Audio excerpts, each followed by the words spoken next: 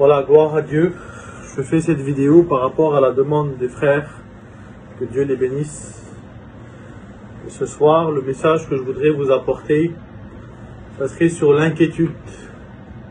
Je ne voudrais pas être long, mais je voudrais vous parler de cette inquiétude qui vient dans le cœur de l'homme. Cette inquiétude, cette angoisse, cette agitation, ce tracas, cette anxiété, cet ennui, cette crainte que des fois l'ennemi et puis le monde peut nous mettre dans nos cœurs. Des fois, nous pouvons aller dans un docteur et puis en sortir, et puis par rapport au mot qu'il nous a dit, être inquiet, et puis se tracasser, et puis vivre tous les jours dans cette inquiétude. Tous les matins, se réveiller avec cette inquiétude, manger avec cette inquiétude, dormir avec cette inquiétude. Et puis lorsqu'on commence à vivre avec cette inquiétude, laisse-moi te dire que tu vas commencer à rentrer dans une angoisse. Et puis le docteur va commencer à te proposer des médicaments. Et puis tu vas rentrer dans une routine que tu ne vas plus vivre selon la volonté de Dieu ou selon ta vie dans le monde, mais tu vas vivre selon l'inquiétude que le monde a mis dans ton cœur.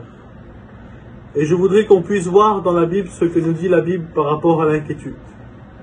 Dans Proverbe 12, au verset 25, il va dire comme cela: « L'inquiétude dans le cœur de l'homme l'abat, mais une bonne parole le réjouit. » Alléluia.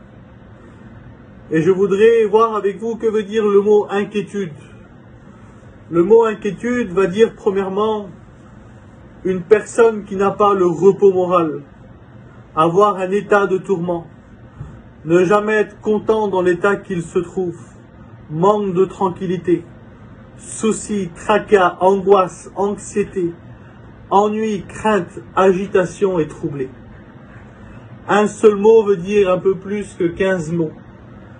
Et puis, il va dire un point que j'ai gardé et puis que ça a touché mon cœur. Il va dire ne jamais être content dans l'état qu'il se trouve.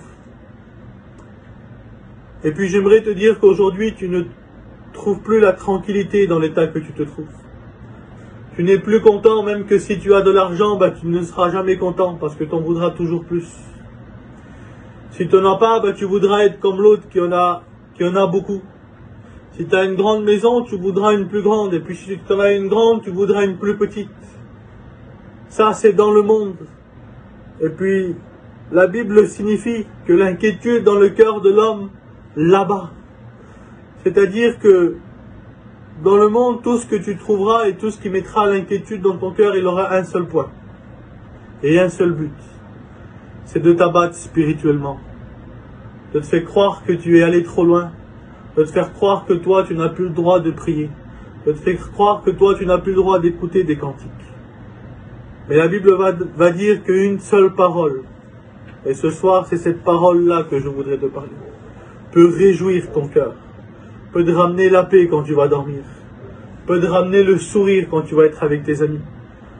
Et puis surtout, et c'est la première chose que Dieu veut, c'est qu'il peut ramener ton cœur à Dieu et que ce soir tu peux l'appartenir. Toi qui ne connais pas encore le Seigneur, ce soir cette bonne parole, tu peux faire la rencontre avec Dieu. Toi qui es peut-être parti de la maison de Dieu, aujourd'hui tu es rétrograde. Laisse-moi te dire que par rapport au message qui va être prêché ce soir, tu pourras revenir à Dieu. J'aimerais vous prendre un exemple. Ça se retrouve dans Luc 10 au verset 38. La parole de Dieu va déclarer que Jésus va rentrer dans une maison chez une femme qui s'appelle Marthe. Et puis dans cette maison, il va y avoir sa sœur qui s'appelle Marie. Et puis lorsque Jésus va rentrer, vous pouvez le lire, c'est écrit noir sur blanc. La Bible va dire que Jésus va rentrer et que Marie va se mettre à ses pieds. Et la Bible va décrire comme ça, écoutant sa parole. C'est-à-dire que Jésus était en train de lui prêcher son amour. Était en train de lui prêcher un mot de Dieu pour Marie. Mais la Bible va dire que sa sœur Marthe, elle était distraite. Elle était distraite par des choses qu'il y avait dans cette maison. Elle faisait peut-être la vaisselle, elle faisait peut-être quelque chose d'autre. Mais la Bible va dire que Marthe, elle va faire une chose. La Bible va dire qu'elle va arriver, et puis la Bible va dire que Marthe survint en disant, Seigneur, ne te sent-il pas bizarre que ma sœur Marie ne m'aide pas? Et vous savez ce que ça veut dire le mot survint? C'est de surprendre quelqu'un par surprise. Le meilleur exemple que j'aurais à vous donner, moi, pour jouer avec mes enfants, des fois je me cache derrière le mur, et puis lorsque j'arrive, je leur fais peur et je survins. Laisse-moi te dire que Marthe, c'est ce qu'elle a fait. Elle est venue surprendre Jésus dans son message. Elle a coupé la parole entre Jésus et Marie. Et vous savez ce qu'elle fait? Elle va commencer à se plaindre de sa situation. En disant, Seigneur, tu vois pas, ma sœur, elle m'aide pas. En voulant dire, c'est de sa faute. C'est aujourd'hui, je suis comme ça, et aujourd'hui, vous savez ce qu'on fait. Tellement que l'inquiétude est dans notre cœur. On ne voit même plus que Jésus est dans notre propre maison. On ne voit même plus Jésus dans nos propres soucis. La Bible va déclarer que Jésus va lui dire comme ça.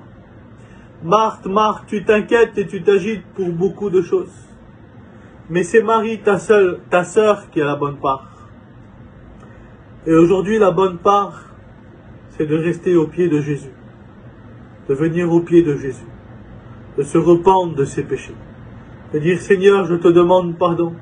Seigneur, donne-moi un mot dans cette soirée. Seigneur, bénis mon cœur dans cette soirée. J'ai besoin de toi dans ma vie. La Bible va dire que dans Matthieu 11, 28, un jour, Jésus va faire un appel. Et il va dire, venez à moi, vous tous qui êtes fatigués et chargés. Et fatigué et chargé veut dire inquiet. Et ce soir, Jésus te demande une seule chose. C'est de venir et de ramener ton inquiétude. Et de venir et de ramener ton angoisse, ton anxiété, tout ce qui vient te faire la crainte dans ton cœur. La Bible va dire un peu plus loin que leur frère Lazare va mourir. Et lorsque Lazare va mourir, Jésus va arriver sur ces lieux et puis Marthe, celle qui est venue se plaindre dans la maison avec Jésus, va revenir devant Jésus.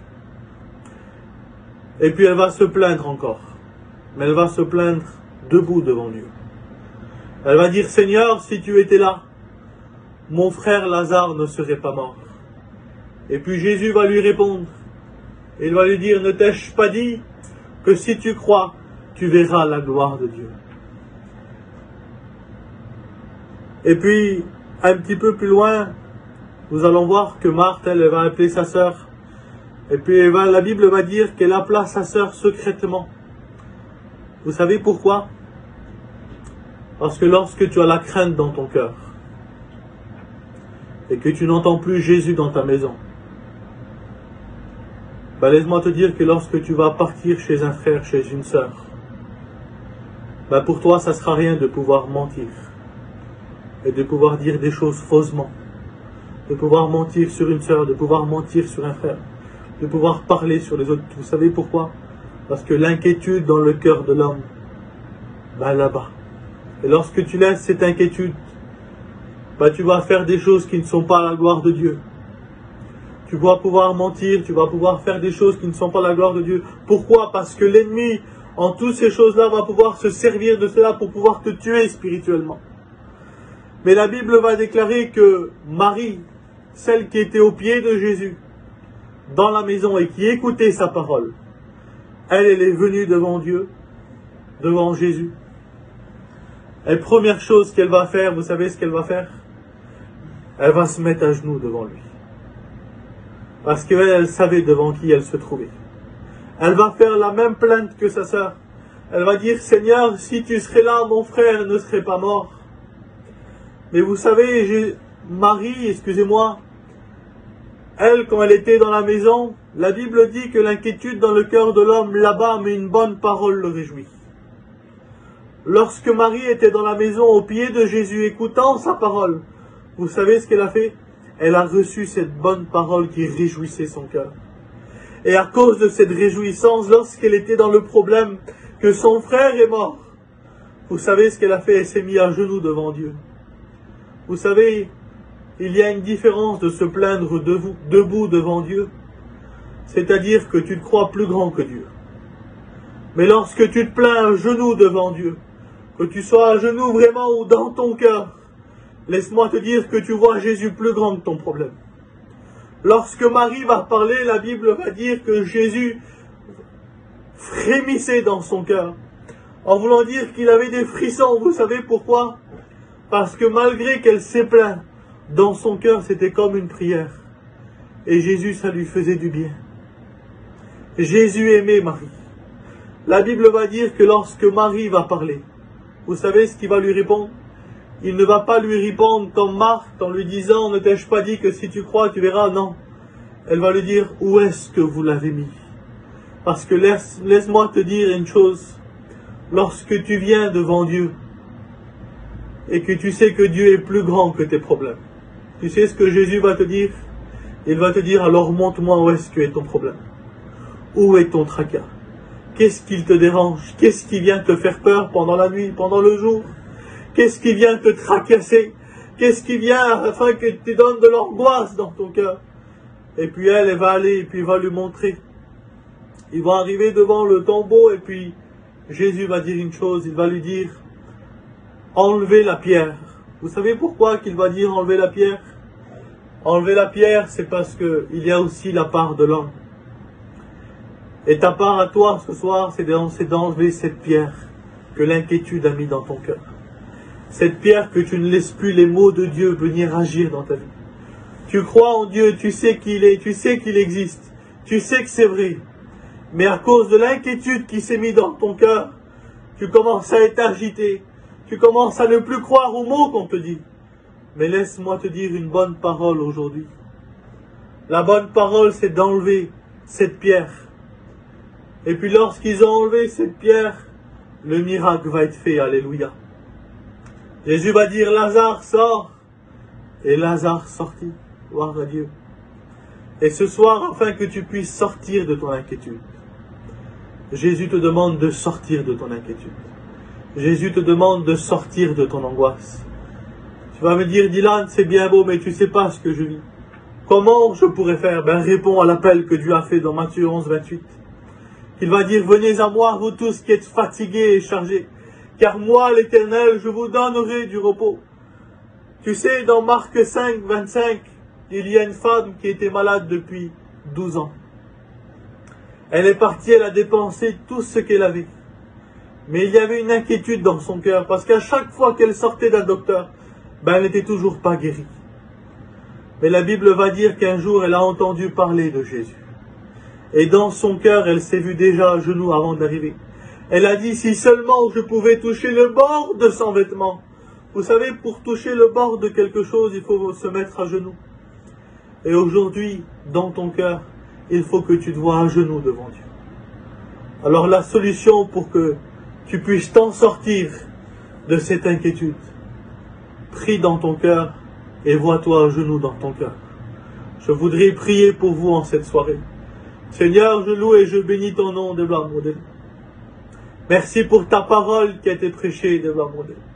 Peut-être mal dit, Débla Modèle, mais toi tu connais le cœur de chacun en cette soirée.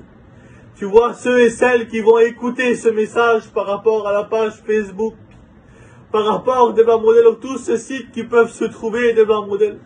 J'ordonne en ton nom, Débla Modèle, que tous ceux qui ont une inquiétude dans leur cœur, que tous ceux qui ont une angoisse, une anxiété, que le diable a pu leur mettre sur le route, Débla Modèle, tu les bénis maintenant au nom de Jésus, Débla. Je chasse cette inquiétude dans leur cœur. Mais la paix, mais la joie que ta parole nous a donnée, Débla. Tu nous as promis, Débla Modèle, des projets de paix, non de malheur. J'ordonne en ton nom, Débla Modèle, que cette inquiétude soit bannie au nom de Jésus. Et que l'amour de Dieu se mette dans mon cœur maintenant. Merci pour ta parole, Débla Modèle. À toi la gloire et la louange, Jésus-Christ. Amen. Que Dieu vous bénisse.